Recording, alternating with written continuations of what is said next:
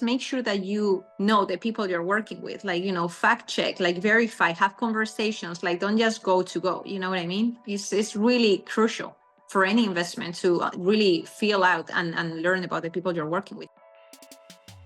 Welcome to Multifamily Insights. I'm your host, John Casman, and I want to thank you for joining us for another great episode. Today, I talked to Barbara Isabel, an investor, land developer, and real estate agent based out in Los Angeles.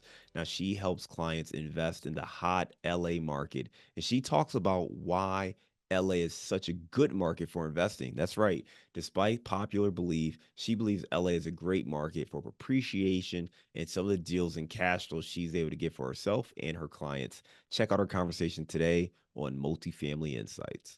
They say you're the average of the 5 people you spend the most time with. So if you want to grow as a multifamily investor, you have to spend more time with other multifamily investors. And an easy way to do that is to join our apartment investing mastermind group today. Just go to casmancapital.com and click on the mastermind button. Now, as a part of this group, you'll get access to expert trainings, group coaching calls, industry news and updates, as well as all of our webinars and workshops, including our 3-hour workshop on raising capital. Again, if you want to be around other multifamily investors that can help you scale your portfolio today and grow your network, make sure you're a part of the Apartment Investing Mastermind. Just go to casmancapital.com and click on the mastermind button today. Hey, welcome to the show, Barbara Isabel. How are you today? I am good. How are you doing? I'm good. Excellent. Hey, Barbara, for our listeners who are not familiar with you and your story, why don't you take 2 minutes to give us a little bit of your background? Definitely. So I was born and raised in Spain, in Madrid. I moved to Los Angeles in 2016 to go to Pepperdine. I went to law school. I was already licensed in Spain, so I wanted to do a master's degree here in the States. That was like my American dream. After I graduated from college, I started working for a law firm, specializing in real estate disputes. And that's what, ultimately led me to get into real estate, first as an agent and now as an agent and developer. I love it. So originally from Spain and Madrid, moved to California. Now you have, your license, you're helping other investors as well. Let's talk about that, right? So one, obviously a big cultural shift coming from Spain to the US, but you had that background in real estate. What's different to you from, doing real estate in Spain versus here in the United States? Well, my dad was a developer, so I kind of grew up shadowing him, but he used to build like big apartment complexes, like 15, 20-story buildings. So that's kind of very different from what we do here in LA, especially with all the city requirements. We don't really go higher than 3 or 4 stories. And, we can get into more detail as to why we do that. It's obviously construction costs and mainly the cost of acquiring the land. So what he did and what I do and what I help my clients do is like night and day. It's nothing to do with each other. Yeah, so obviously LA has its own, set of restrictions versus, other parts of the country. I know a lot of investors are hesitant to invest in California as a state, but LA in particular. How do you view the LA market for real estate investing? I see the LA market as the safest real estate market probably in the world. I wouldn't invest anywhere else other than LA. And the reason for that is, the standard 6% appreciation we get every year. All the benefits of investing in multifamily that I'm sure you guys, have discussed in the past, but we can also discuss like depreciation and cash flow. And obviously you get to increase the rents 3 to 5% every year. And if you are not even in rent control, you get to increase it even more than that. So your cash flow increases while with your depreciation, you're saving money on your taxes. And the 6 to 7% appreciation is pretty standard. I'm not even going to good years. And even, for example, like right now, I would say on the multifamilies, we're probably down about 7% from the last couple of years that we were an all-time high. And even then, like we're still looking at very solid over 25% returns in all these buildings. Yeah, you mentioned that, on average, annually, you're seeing a 6 to 7% appreciation. You still have cash flow, the other tax benefits that come from apartment investing. But then obviously there's some restrictions if you're looking at rent restricted locations versus properties that have no restrictions. What do you think it is about the LA market that allows it to see that overall appreciation over the last 15 years? The consistency. Because Texas, Atlanta, Hotlanta, Miami, all these beautiful places, high highs, low lows. there is not enough history to see where those projects or those, properties are going to go over time, as we do have here. LA, New York are two of the most consistently, appreciated markets in the States. And LA even higher than New York. New York, the appreciation is faster, but we all believe that at some point it has to stop. Like something has to happen. Here in LA, it's not like that, because the ultimate value of your property, especially for income producing, is based off of your cash flow. Rents keep going up. Everyone needs a place to live. Less than 26% of the population here in LA own a home, what means that 75% of them rent. So the rental market is on fire and has been on fire for, at least as long as I've been here, for the last 8 years.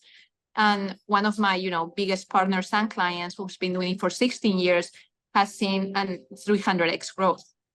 When they were renting 2-bedrooms apartment for $2,000, now not even less than that back in the day, for like $1,800.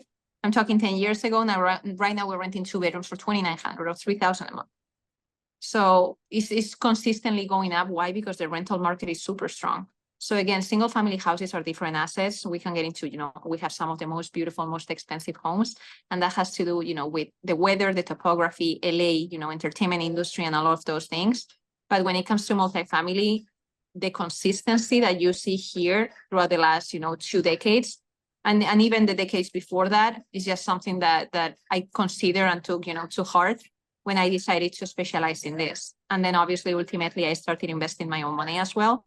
It's not just to talk about it. You have to put your money where your mouth is. So.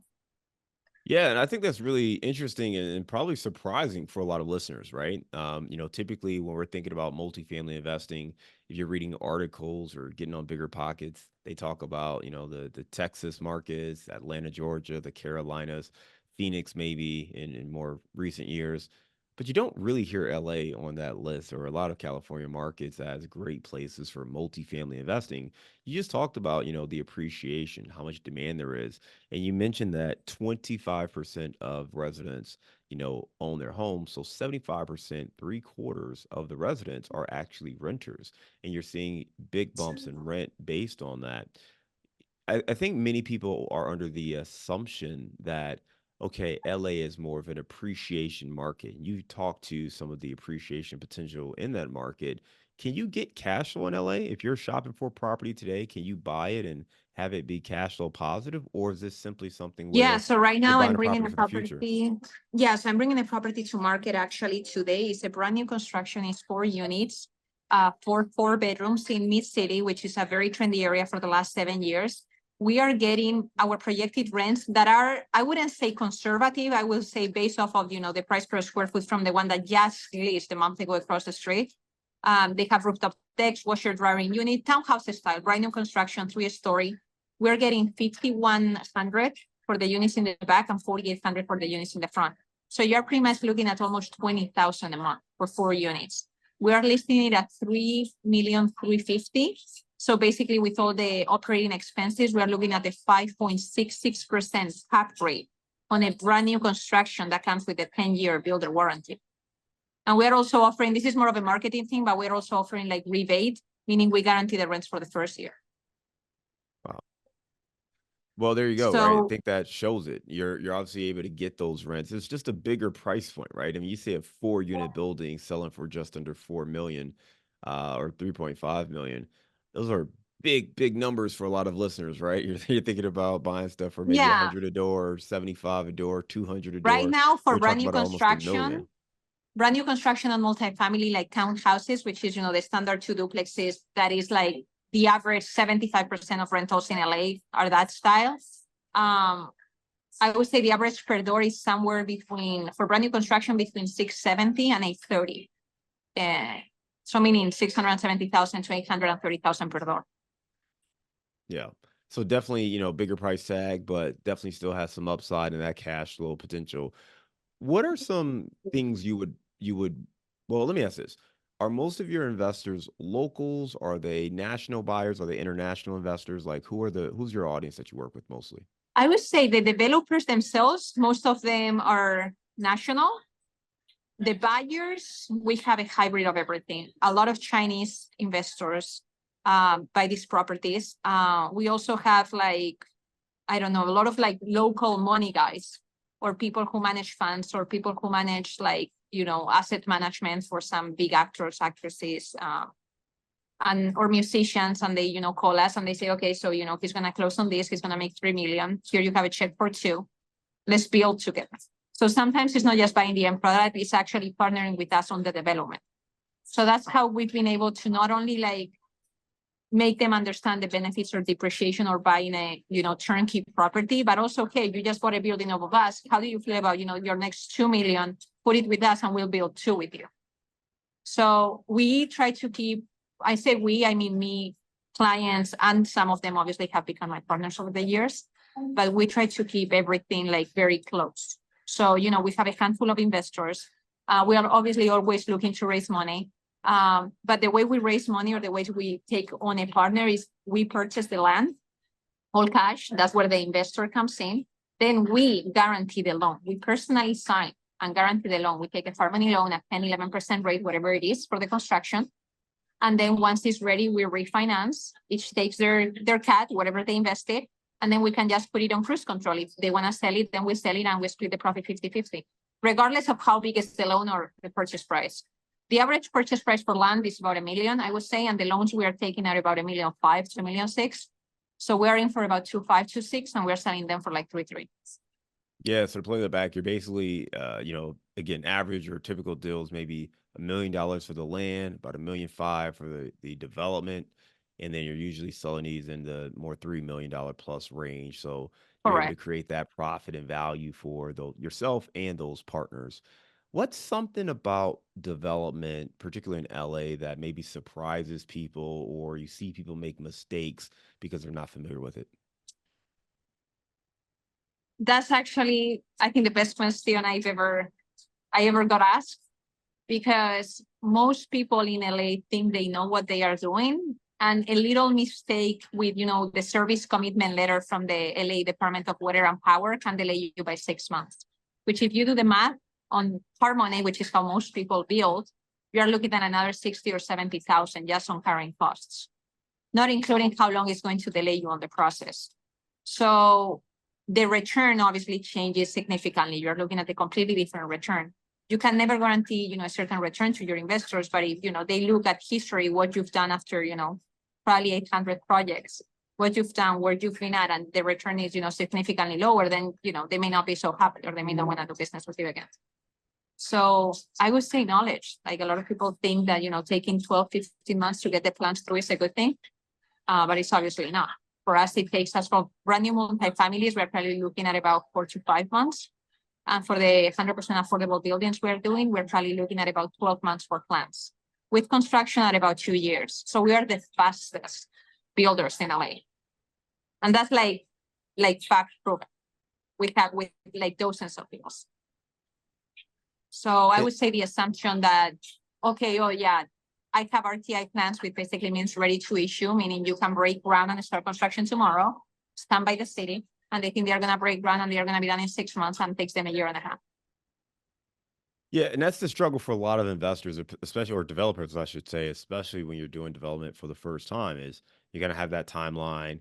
Okay, well, it's 12 months, whatever it is, and you get into it, and then there's those things that you don't know. And like you said, it could be a 6-month delay from not having the proper approval. So having that knowledge up front is so critical. You obviously have that from what you're doing today. Um, And you is can there, also only yeah, get that knowledge through experience. So, the fact that I've been able to partner with people who have been doing it for obviously, 15 plus years plays a big factor. Like, it's not the yeah. same as someone who does 2 deals a year with someone who does 25 or 35 deals a year. Yeah, that knowledge is So key, right? With the experience you're talking about. And I think too, absolutely. that's why the partnerships are so key, right? And you've got that knowledge from both being an agent, being a developer yourself, having all these conversations, having all the relationships. You're going to get this information versus, again, somebody who's maybe doing 1 or 2 deals a year. They decide they want to do this development, but they really haven't had the amount of conversations that you've had. They haven't seen some of the things that you've seen, and maybe haven't built the relationships that you've built as well. You just talk a little bit about the importance of networking just to make sure you understand what these processes are. Yeah, I would say another thing, we're talking strictly development, but we're actually not like, discussing like the agency part of it. What I mean by that is like, representing someone in the purchase of a house is something very different from representing someone in the purchase of land. When someone is buying something for land value, anyone can sell a house. When you are selling to developers, they expect a certain standard or due diligence on your end that goes way beyond selling a single family house. With a single family house, we're talking about, roof inspection, seaward foundation, mold, like the standard stuff. When it comes to land, you better know your craft. You are dealing with this encroachment, easements, setback, LADWP, so-called, for example, like there's a big shortage of, power in LA. So right now, unless you're under a certain voltage, they may require for you to do an underground transformer, which you're looking at hundreds of thousands of dollars just for that. So there are so many little things that go into it. Right now, we are in escrow to buy a property. That's RTI, meaning, we could break ground tomorrow. But obviously, we do our due diligence. We drove by it and saw an overhead line hanging from the left side of the property to another property on the right. So right now, that's probably going to take us about 2 months. We were doing, ready to do a 20-day closing. Right now, we need 2 months to just deal with that. That's the phone call I had just right before you and I spoke. So, speaking to the superintendent who's in charge of that district, who's, now, okay, so we're going to do a breather, we're going to move the temporarily, but then we need to do a new pole and install a transformer. So there are so many things that go into this that are way beyond the scope of just representing someone on the, buy or sell of a house. Yeah, there's so much going into development, and that's why, again, it makes sense to have somebody who is in this space all the time, someone like yourself, because you want to have that expert who knows what to look for, even when you don't know what to look for, and clearly you've got that background. Talk to us more about just kind of where you see development meeting multifamily. Do you think there's more opportunity in one world versus the other right now? Between multifamily and what? And development. Well, I mean, everything we do is pretty much, I would say 90% ground up development. We do some, fixtures and flips for like cash flow. But there is definitely tremendous opportunity. I mean, not just when everyone talks about LA being the land of opportunity, it's not just for entertainment. There is so much going on here in the real estate world right now, with this ED1, is like an emergency directive one, where they just released, a few hundred millions to go towards Section 8 vouchers, which is basically, the people who are like low income or, bitter women or, veterans. All of those people need a place to live. So now we got into that space about 2 years ago. And that is a bold game. That is something crazy. Like, again, the cash flow that those buildings are going to take in is, first of all, guaranteed by the government because those are vouchers. So they pay for 80% of the rents. And the cash flow, which ultimately determines, as we discussed, the price of the building, is tremendous. Tremendous. I mean, we're looking at, 13,000 square feet building, 26 units. That's going to bring in 26 one-bedroom units. These are like the standard that they require for this affordable housing. It's 350 square feet per unit, and we're looking at the cash flow of almost 60,000 a month. Wow. And how many units is that? 26. So, wow. Okay. So 30, you said 30,000 or 60,000? 60. 60,000 in cash flow a month. Guaranteed. Wow. Yeah. Off 26 units. I mean, I think that's incredible, right? To have that kind of cash flow. And obviously, as we know, that will determine the price of the building. So we may, it's a bigger loan. The purchase price of the land was 900,000. The loan is obviously bigger, but we're still going to be up significantly. This building will appreciate for probably 7 million, 7.5 million. Yeah. So there is tremendous opportunity if you know what you're doing. And especially if you like work with people who have done it and you can go see the building, take a little ride. We have everything is like close to each other within like a 25-mile radius of, like the west side, everything is there. So, we don't really go past the 25, 30-mile radius stop. So we can go to any area of LA. I can take you on a ride for an hour and show you 6, 7 buildings, no problem. For both multifamily, ground up development and 100% affordable housing. Barbara, you just gave some great information there about the LA market. Many of our listeners may be intrigued now about investing in LA, but have concerns or questions or maybe some myths that they've heard about investing in LA. If you have investors who maybe don't live there now, but are interested in being an investor in that market, what advice or tips would you give them? Well, first and foremost, call me. I think that I am a great resource and, hopefully we end up doing business together. But whether we do or we don't, I can always be an asset to them and walk them through why obviously they should invest on, asset A, B, or C. I think one of the things we also discussed was the tremendous opportunity here in LA, not just with multifamily, but also with affordable housing. Affordable housing is one of the most lucrative businesses that you can do, especially in LA because of the ED1 that I think I also mentioned a few ago. And yeah, if you're thinking about investing in LA, call me. Let me walk you through the process. Let me, show you some like data, actual data from, deals that we've done, that we've closed, that we've refied, so that you can actually have, an understanding of what you're investing in and what your return is going to be, because obviously it ultimately comes down to that. Yeah, I mean, you talked about, investing in affordable housing, ground up development, for some people who, again, maybe are used to more of a traditional value add. I shouldn't say traditional, like there's not really a traditional real estate strategy for the most part. Everything has been done in some different capacities, but there may be folks who are not as familiar with affordable housing or ground up development. And that could seem maybe concerning or even a little more risky to them. I know that your experience has allowed you to understand how to navigate those risks, but maybe give a little bit more insight there on why you like these opportunities and why they could be lucrative for investors.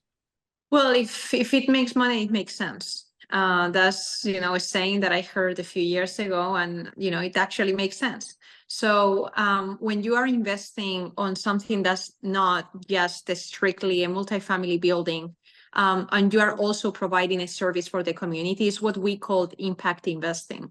So this is what, it comes down to. I don't even think this is a term out there, but that's how we explain it to our investors. Especially in a city like LA, we have a lot of, celebrities, musicians, actors that, they get $2, $3, $4, $5 million checks. And they're like, okay, I could buy this, or I could do something better. A lot of them work for, I'm not a big fan of nonprofits in the way they were set up in the old days. I think that, I like their mission, I like their vision. But when it comes to the actual funds, I think this is a hybrid. It gives you the opportunity of being in a very lucrative space while also impacting the community. So these buildings that are 100% affordable, these vouchers go to veterans, go to, single moms, go to, a lot of different classes and people who actually need home and need housing. So LA, just like many other cities in the States, have a huge homeless problem. As of last year, I haven't checked the facts recently, but the wait list was 11 years.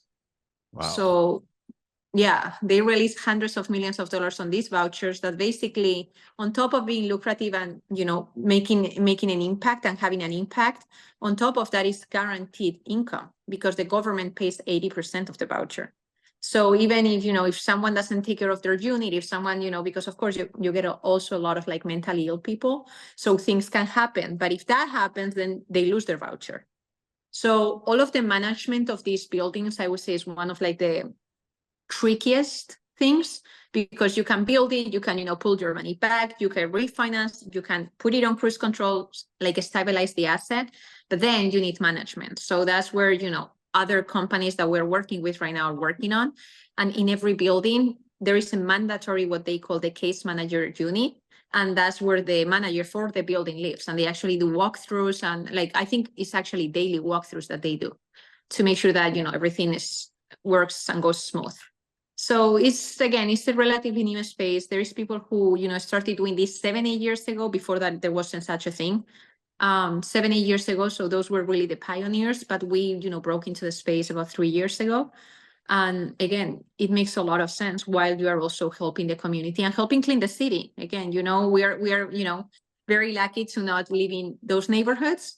But at the same time, we're 25 minutes away from those neighborhoods. So I think it goes in every direction. It's a great service to the community, to us, and obviously it's very lucrative.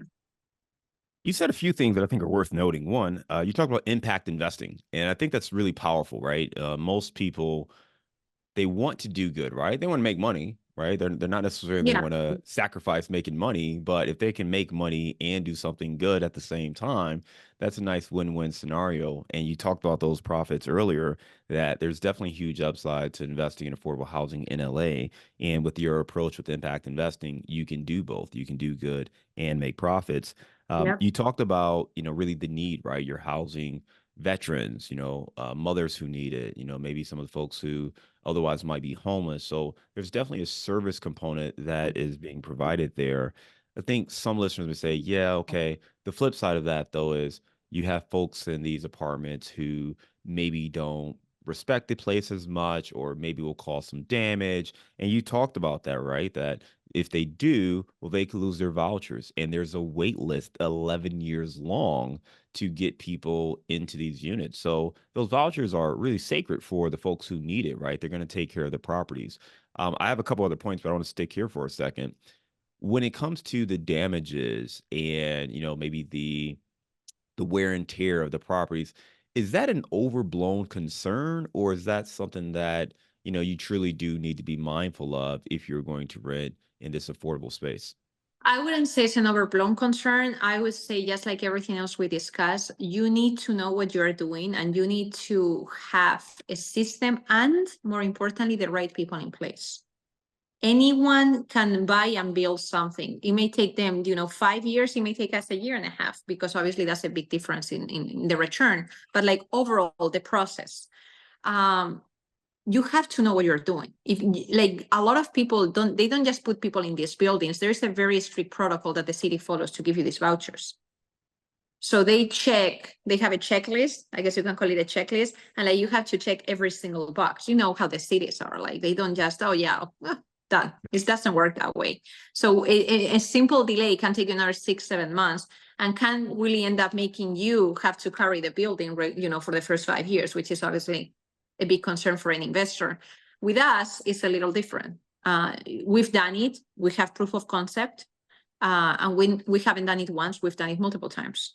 And we're working with the right people. And we are at the stage right now where people call us. Like, for example, we just had a phone call with, a NANS organization here in LA that they would like to take over one of our buildings. So instead of doing, those vouchers, they want to do a master lease. So basically they pay us for whatever the amount of unit, whatever amount we agree to, and they just take it over. So, why are they calling us? Because they know what we do. So it's like the same thing as my realtor side. Like, right before we spoke, I was on the phone with another new client that I just had, a very good phone call with. I'm going to be taking over the listing of their property. And he called me. He was like, hey, I looked you up. I see you do a lot of business. And I believe that very few realtors know what they do. And this has nothing to do with development. This is, like a multi-million-dollar house. And I said, well, I believe that too. I said, but, let's talk. So we had, a 15-20 minute phone call. He was like, hey, full disclosure, I'm going to be talking to 2 other people, but I really like everything that I saw that you do. So, again, at the end of the day, word of mouth also helps. LA it's a very big city. It's a very big decentralized city, but the streets are small. Like, people know what we do. Yeah, I love that. You gave a great explanation too. And I think it's helpful as well because, some things sound too good to be true. And when you started giving the returns, maybe that skepticism radar went off for some people, but you just talked about it, right? It's not easy getting approval through the city. There's a checklist, there's a Oh, no. process. And if you don't know what you're doing, you could run into this and have a 6-month delay because you missed something on the checklist. So it's not that it's easy money. Like, there's a process. And if you follow it, it could be very lucrative, right? But if Yeah. you don't know, or you don't have that experience, then maybe you don't get that same, result that you're able to get for yourself and for your clients. You And talked also, I about would say yeah, that go ahead. just to point that out, just to point something out, like, one of the things that I've learned throughout the last years being in the multifamily space, and obviously now affordable, I've been very lucky in working with people who are very proactive about what could happen. So, obviously I could tell you a million stories, but, the idea of, hey, we are purchasing the property is, ready to issue RTI as we were discussing, but I was going through the paperwork. I've noticed that it says 17 units here and not 18 units. Well, fair enough, I called the LEDWP department and we learned that could have delayed the construction by 2 months, which is another $25,000 on interest, basically, give or take. So my client was like, hey, like you caught it. That's great. Like, they don't really, acknowledge it more than that. But the fact of the matter is, I think working with them has allowed me to like think that way too. So now it's not just, hey, we have RTI stamp plans, let's go, let's roll, let's close. You know what I mean? It's a little bit different than that. So that's something that, again, just being very proactive, especially when you're in development, just thinking about all the little things that could happen, not just like what's right in front of you, but okay, once I have a building and it's built, what's next? Like you cannot think about that then because, again, the interest accrues every day. Yeah. So. Well, and I think it goes back to your approach, right? About having the right people in place. For you, it's about being able to be proactive, and your investors are doing the same thing. And you got to stay on top of it to identify issues.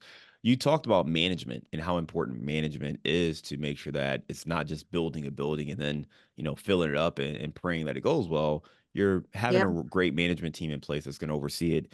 You also mentioned that, there's a case manager for the residents and some of the programs that are walking those units sometimes daily, depending on, the actual program. It's pretty much mandatory for every building. Every building has to have one unit, like one little apartment. These are like 350 square feet apartment with like their own kitchen, their own bathroom. And one of them is called the manager unit. And basically you have to have one in every building. Yeah. And they're walking these units, right? So talk to me a little bit more about how you would approach finding the right management, not necessarily for just your properties, but like if we're out there looking to hire management for our assets, are there questions that you ask? Is there a process you look for? What's your approach? These are like bigger companies that specialize in this type of stuff.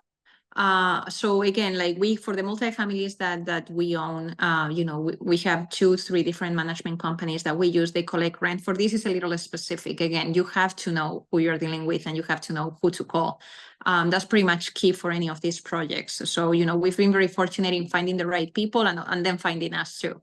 So, right now, again, we're working with them closely and trying to fill up the next like 7 or 10 projects that we have coming up in the next 4 or 5 months. Yeah, what I'm hearing you say, and my takeaway is this: you got to have the right people, right? We always talk about building the right team and real estate being a team sport, but making sure you're building out your team with people who have the experience, the knowledge, And being accountable too. Being accountable. But also in your specific area of expertise, right? It's not just hiring a property management company or hiring a realtor or hiring an agent or hiring a developer. It's getting those people who have the experience and understanding of what to do for what it is you're trying to do, particularly if it's niche, right? So for you in the affordable space, or if you're building multifamily, you're building, a specific type of property, you want to make sure that those people know exactly what it is to do, how to navigate it. That's going to help you alleviate a lot of risk and a lot of concerns to make it just a more profitable endeavor. Barbara, I know that you're active on Instagram. If folks want to follow you, they can connect on IG. Barbara, Barbara Isabel IG. We'll make sure we put your handle in our show notes. Right now, we're going to switch and transition to our round of insights. All right, Barbara, give me a failure or an apparent failure that set you up for later success. Something that happened that set me up for success. Jesus. I guess the way I grew up, seeing my dad work so hard his whole life. All right. Appreciate that. Give me a digital or mobile resource you recommend for your business. I mean, I like Redfin. Redfin? Yeah. Okay. It's pretty accurate. Works. I'm not a big fan of Zillow. I am a big fan of Redfin. And there is a lot of stuff at the bottom when you find the property and you scroll all the way to the bottom. Yeah. You can download insane amount of reports for the neighborhood, the area, the climate, so much stuff that like most people don't even know about that, will just give you that extra knowledge if you're like, trying to talk somebody into working with you. There you go. Redfin it is. All right. Give me the book you've recommended or gifted the most in the last year. El Maleficio. I don't know how you say that in English. El Maleficio. It's a fantasy book, kind of. where basically this little girl finds a pair of glasses, and every time she puts it on, she's able to see the beyond. So she sees a lot of, like, obviously, like, people who have passed away, but like he starts learning about their stories, and like basically every night she, like, when her parents are sleeping, she like walks away and try to walk around the city to like see and revive those stories from like other people. It's really cool. All right, sounds like an interesting book. Is it in English as well? Is it available in English? Yes, it is. Right. Yeah, I just happened to have it in Spanish because I read it when I was little and I found it and I read it again. There you go. All right. Give me a daily habit that helps you stay focused on your goals. Working out. All right. Love that. If you, or let me ask this differently. Give me your number one insight for investing in Los Angeles. Call me. Outside of calling you. Outside of calling me. I mean, surround yourself with the right people. You know what I mean? It's so there is so much BS going on. Like, I hear everyday stories like, oh my God, they're like doubling their returns. They're doing this. I'm like, and I just let them talk. And then they look at me and I'm like, well, have you seen the statement? Oh, what do you mean? I say, have you seen the actual statement where they doubled their money? Yeah. I haven't. I go, okay, so how can you be so sure about what you're saying? You know what I mean? So yes. Again, I know the call me is not just call me. It's like just make sure that you know the people you're working with, like, fact check, like verify, have conversations, like don't just go to go. You know what I mean? It's really crucial for any investment to really feel out and learn about the people you're working with. That it comes down to that. That's everything, really. You know what I mean? Absolutely. Well, let's lighten the mood. We're going to go a little bit of lighter direction. You are based in LA, one of the great food markets in our country. Give me your favorite place to grab a bite to eat. Steak 48. Steak 48. All right. They have incredible steaks, lobster tail, sweet potato praline, Oreo cheesecake, all that fun stuff. Love it. Great stuff there. Well, Barbara, you gave us a lot of great information. I loved hearing about, your background and moving to the U.S. from Spain, being in real estate, and really understanding, the two passions you have in real estate, focusing on ground up development, as well as investing in multifamily, particularly affordable housing. And some of the insights you shared, you talked about, one, just how much upside potential there is in affordable housing, as investors, talking about the appreciation of the LA market. LA is going up every year in value, and there's a lot of great value for any investor to be investing in a market like Los Angeles, as well as the impact investing, making sure that your money is working hard for you, but also making a difference in the community. Again, for folks that want to learn more, they can go to your Instagram handle at Barbara Isabel. We are going to make sure we link to that in our show notes. I want to thank you again for being a great guest, coming on Multifamily Insights, and we look forward to staying in touch with you. Have a great day. Same. Thank you so much, John, for having me on.